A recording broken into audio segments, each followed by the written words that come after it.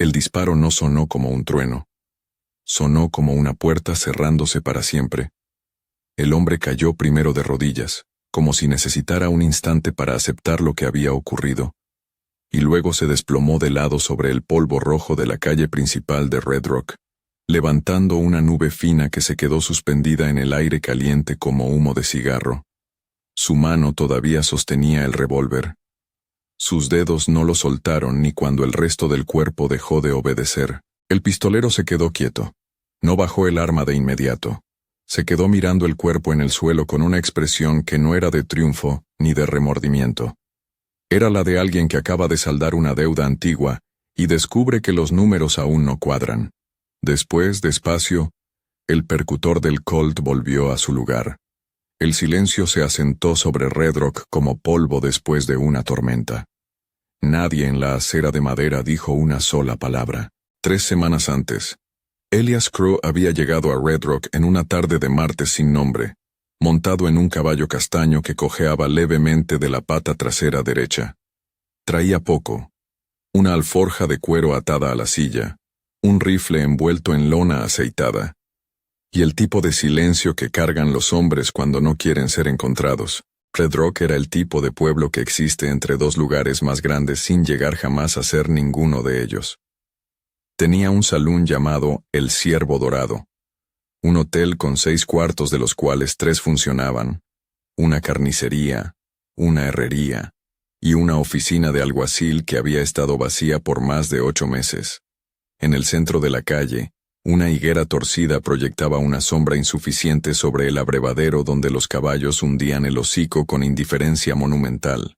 Elías desmontó despacio, como suelen hacer los hombres que cargan dolor en la espalda. Ató el animal al poste y se quedó un momento parado en la calle, mirando.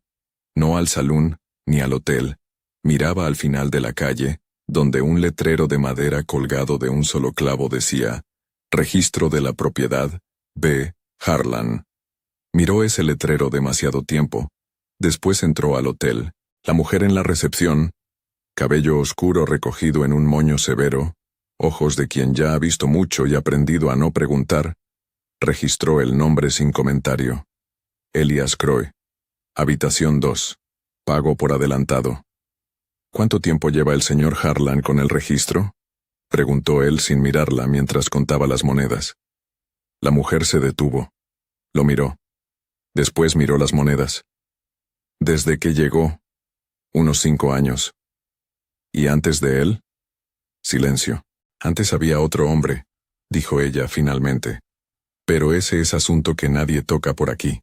Elías agradeció con un gesto de cabeza y subió las escaleras. Esa noche, sentado en la cama de la habitación 2 con la ventana abierta al calor de la noche y los sonidos lejanos del salón, Elías sacó de la alforja una fotografía vieja. El papel estaba tan doblado y redoblado que las líneas de los pliegues formaban un mapa sobre los rostros de las 2 personas retratadas. 2 hombres jóvenes frente a una propiedad. Uno de ellos reía. El otro, el más pequeño, el más delgado, miraba directamente a la cámara con esa seriedad de quien sabe que el momento importa. El más pequeño era Elías, unos 15 años más joven. El que reía era su hermano, Daniel.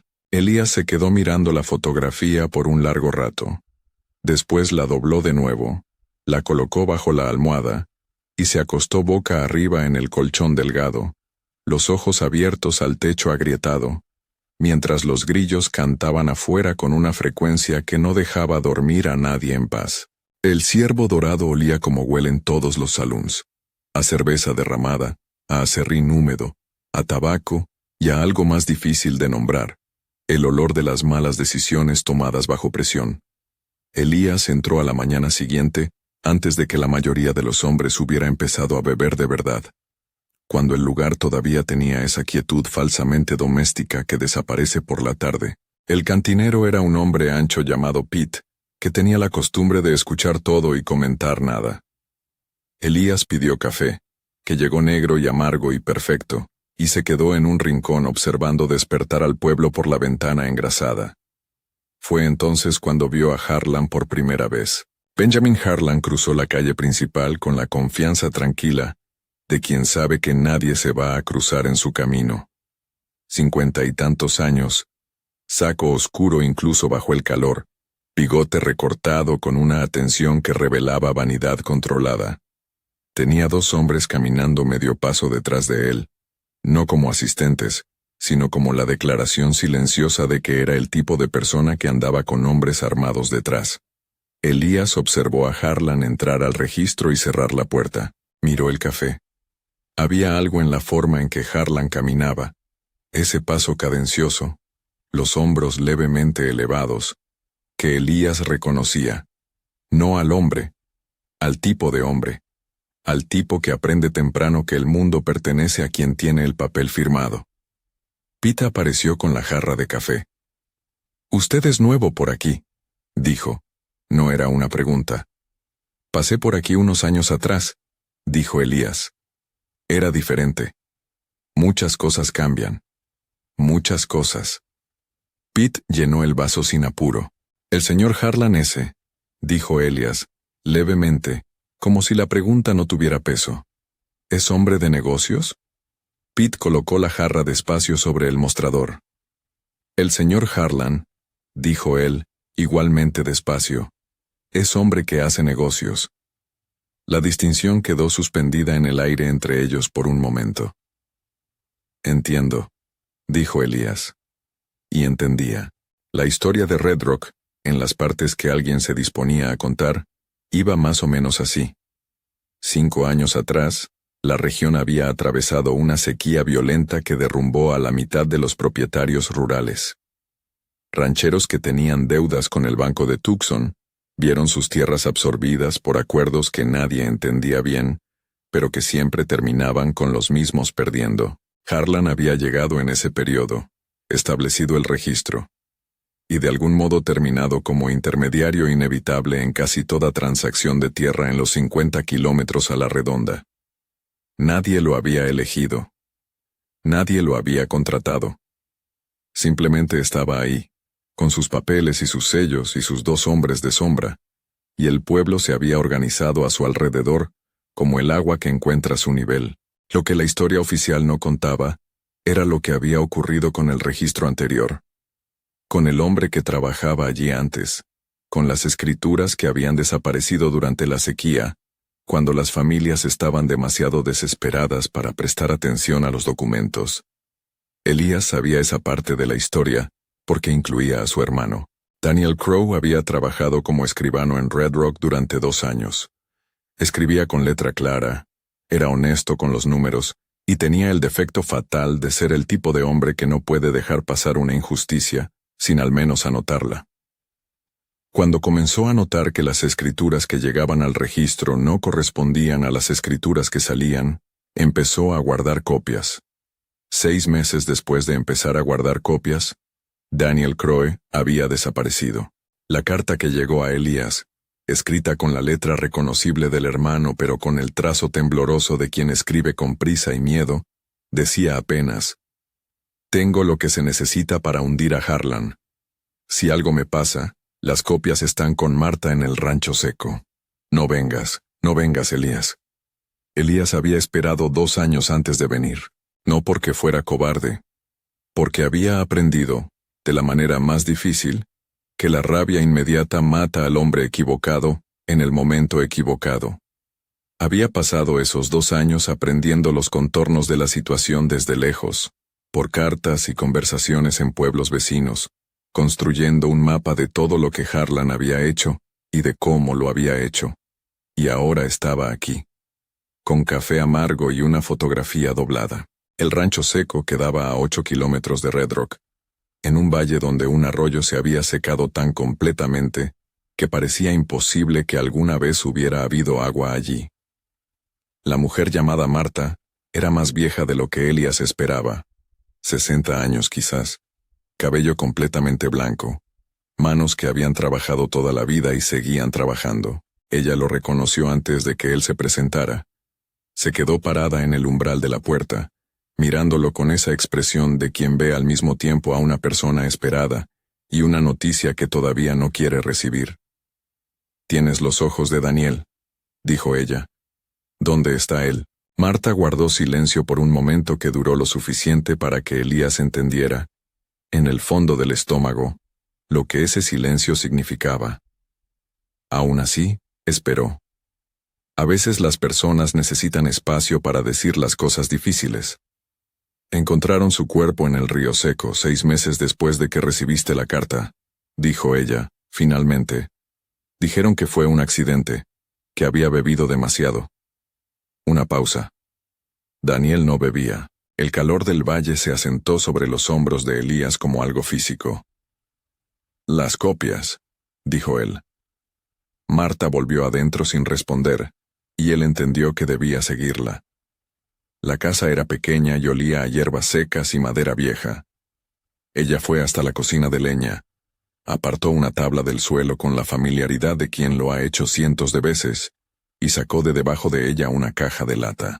Él trajo esto 2 días antes de desaparecer, dijo ella.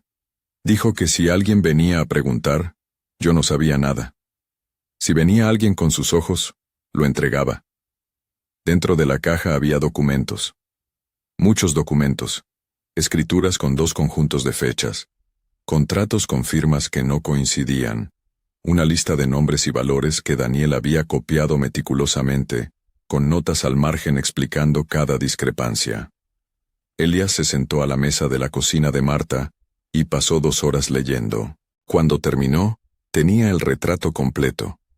A lo largo de 4 años, Harlan había transferido de manera fraudulenta la propiedad de al menos 11 ranchos, usando una combinación de documentos falsificados, deudas infladas artificialmente y firmas obtenidas bajo coerción de propietarios que no entendían lo que estaban firmando.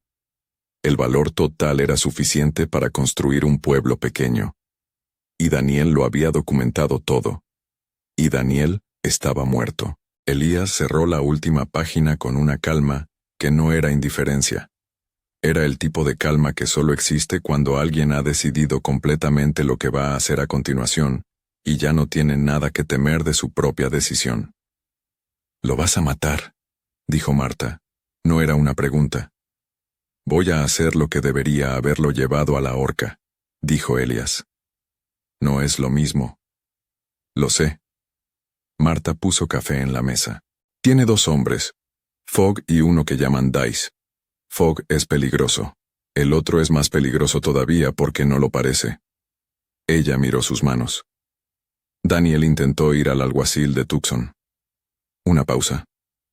El alguacil de Tucson cena todas las semanas con Harlan cuando viene a Red Rock. Elías bebió el café. «Entonces será a la manera antigua», dijo él.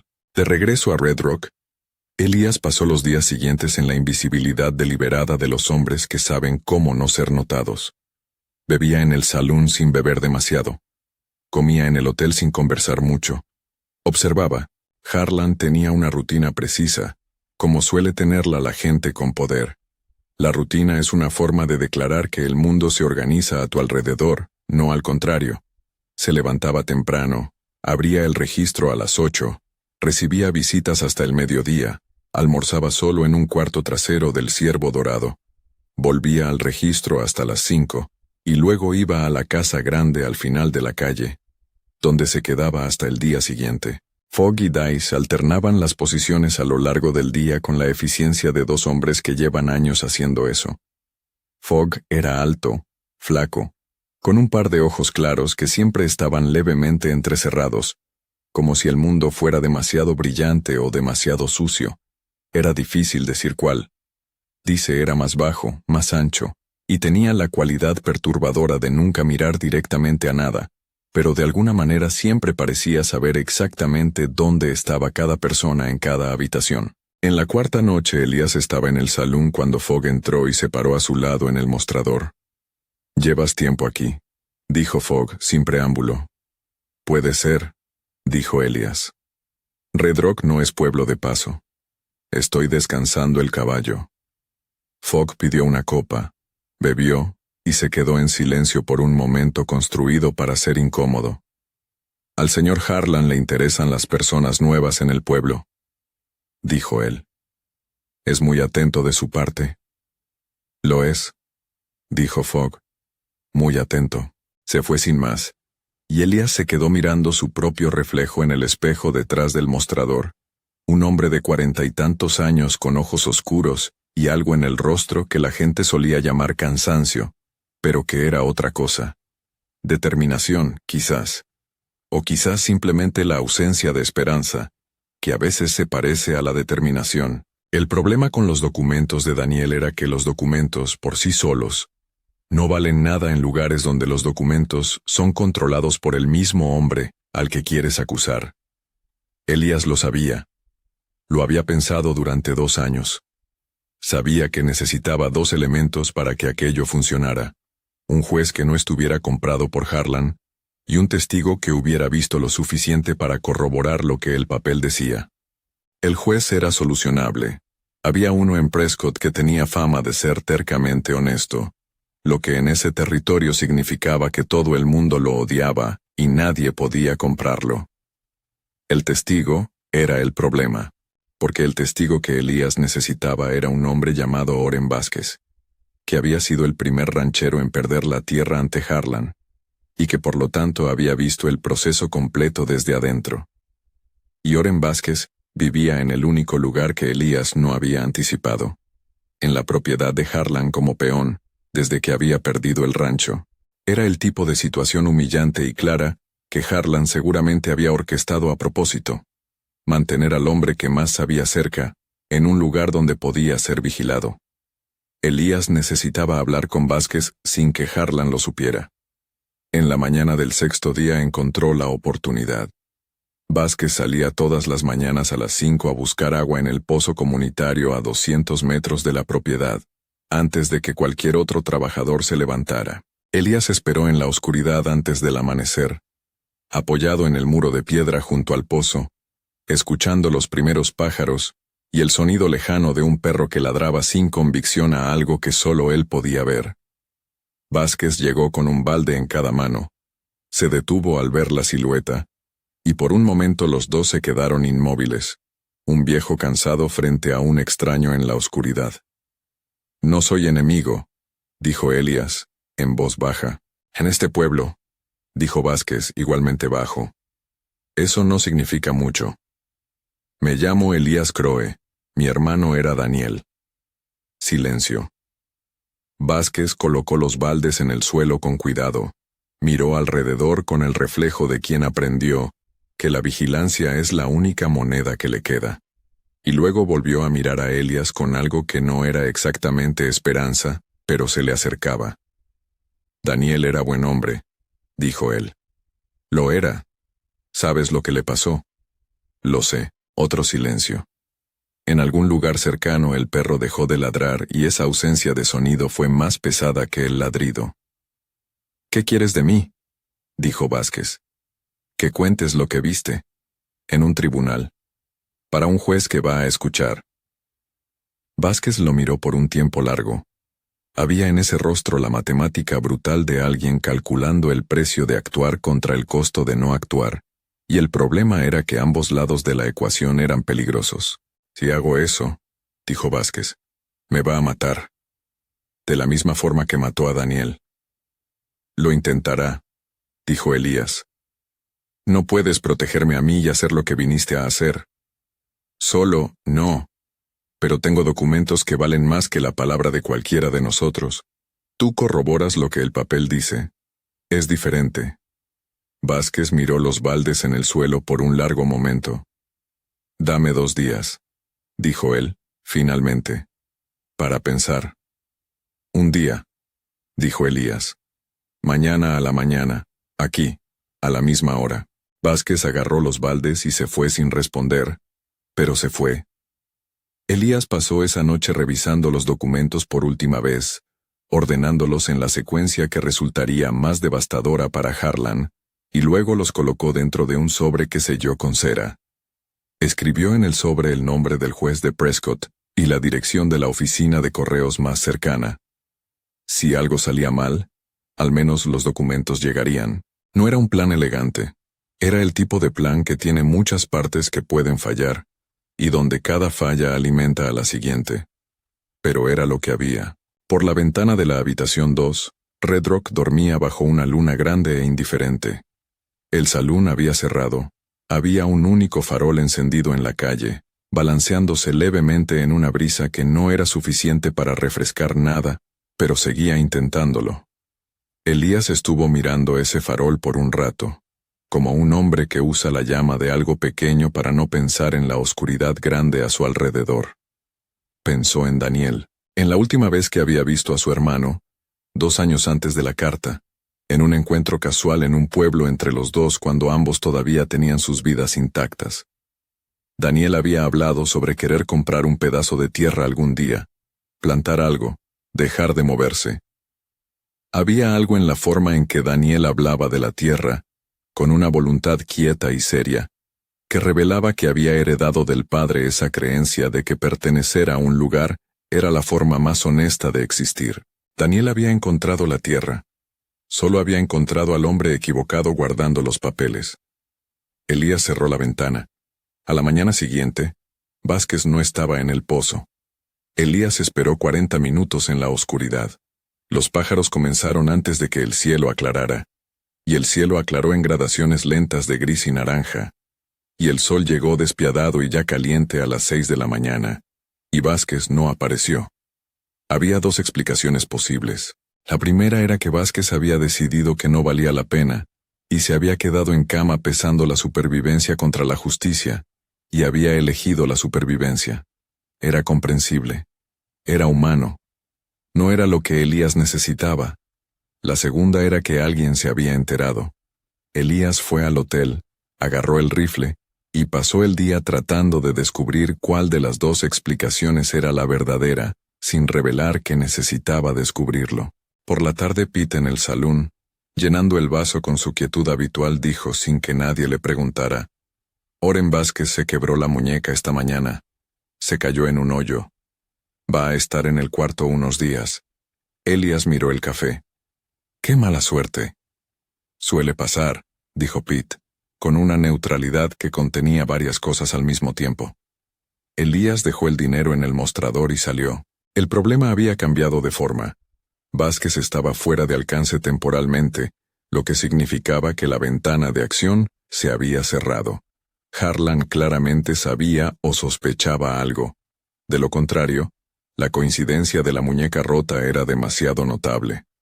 El sobre con los documentos había salido por correo esa mañana, pero un sobre viajando a Prescott tardaba días, y los días eran un lujo que Red Rock parecía estar preparándose para no ofrecer.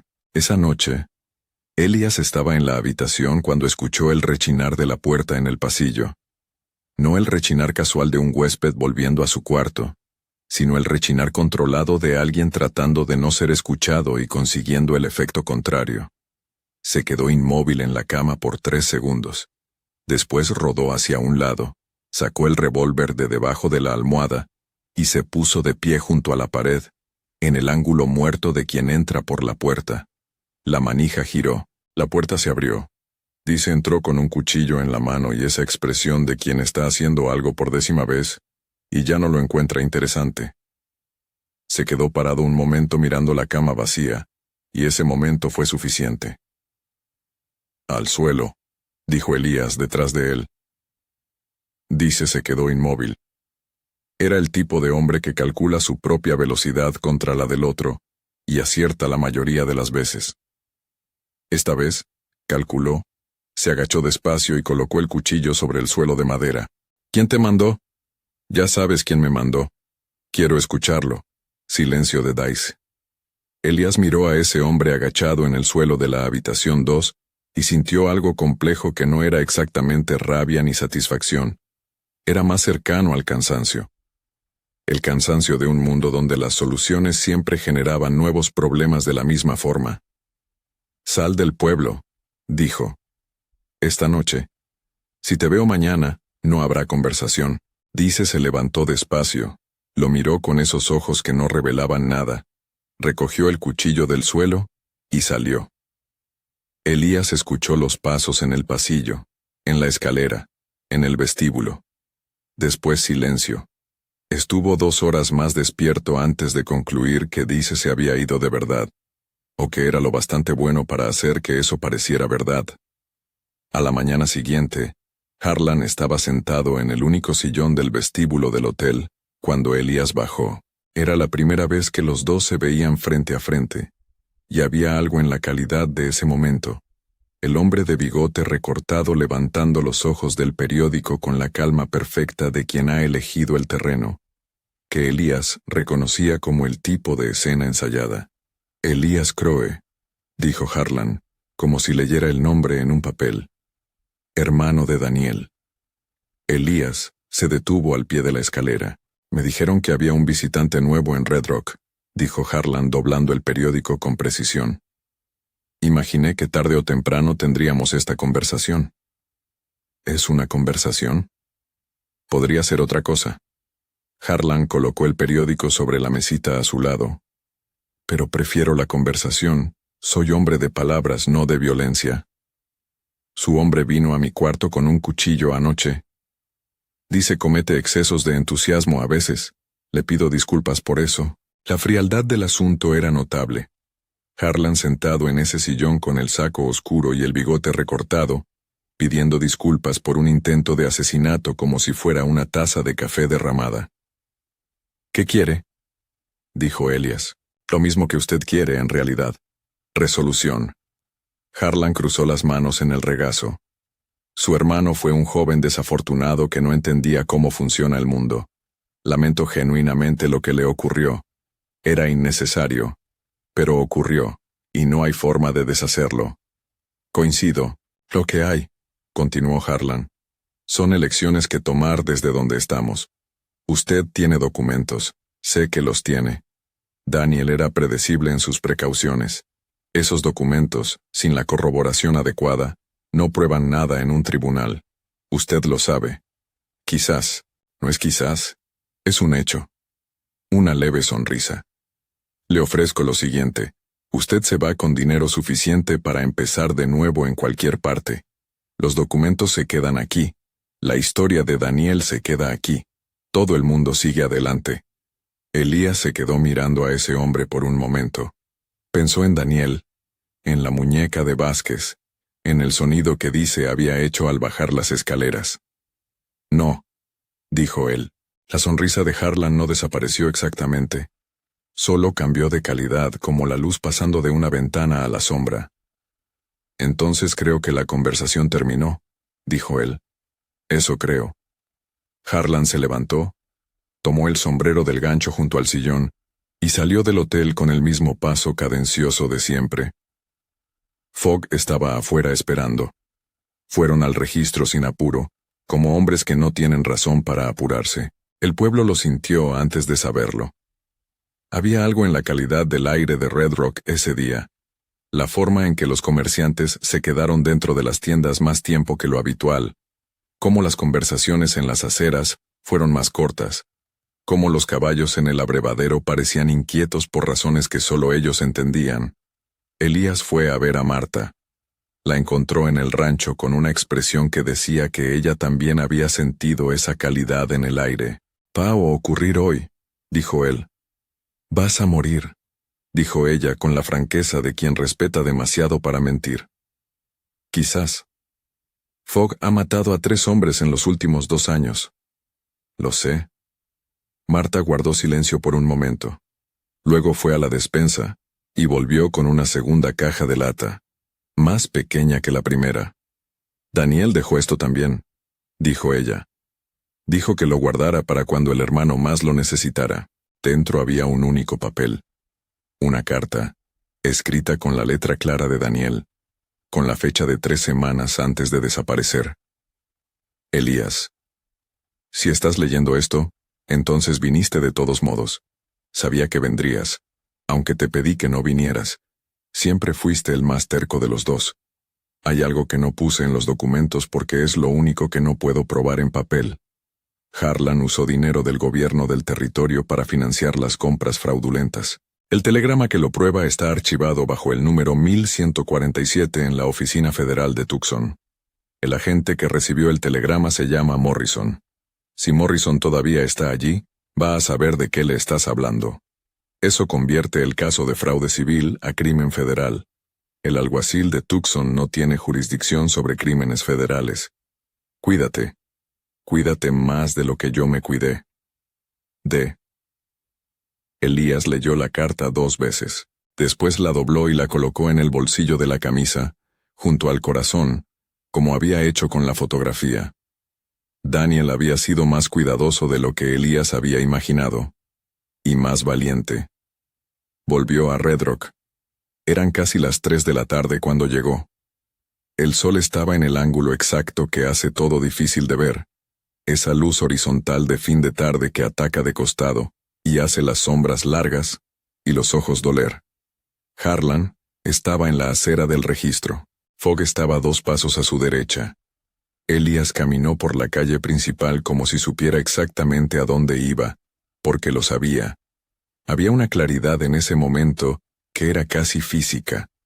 El tipo de claridad que solo existe cuando todas las posibilidades finalmente han colapsado en una única dirección. Se detuvo a 15 pasos de Harlan. El telegrama número 1147, dijo él. Oficina Federal de Tucson. Agente Morrison. Harlan se quedó inmóvil. Fue la primera vez que Elías vio algo en los ojos de ese hombre que no era control. No sé de qué estás hablando. Sí sabe. Un momento. El viento levantó polvo entre ellos en una espiral pequeña e inútil que se deshizo en segundos. Fogg, dijo Harlan muy quieto. Fogg se movió. Elías también. El disparo no sonó como un trueno. Sonó como una puerta cerrándose para siempre. Fogg cayó primero de rodillas. Se quedó así un instante, como si el cuerpo necesitara tiempo para entender. Luego se desplomó. La mano todavía apretaba el revólver. El polvo se levantó. Y se asentó. Y hubo silencio. Elías se quedó quieto. No bajó el arma de inmediato. Miró a Fogg en el suelo con una expresión que no era triunfo ni remordimiento. Miró a Harlan. Harlan había retrocedido 2 pasos. Había algo en su rostro, no exactamente miedo, sino el reconocimiento de que el terreno había cambiado bajo sus pies de una forma que sus cálculos no habían previsto. Usted mismo no dispara, dijo Elías. Era una observación, no una acusación. Harlan guardó silencio. Entonces esto es lo que va a ocurrir, dijo Elías, y su voz estaba tan calma que sonó extraña incluso para él mismo. Me va a dar las escrituras originales de todos los ranchos que transfirió fraudulentamente.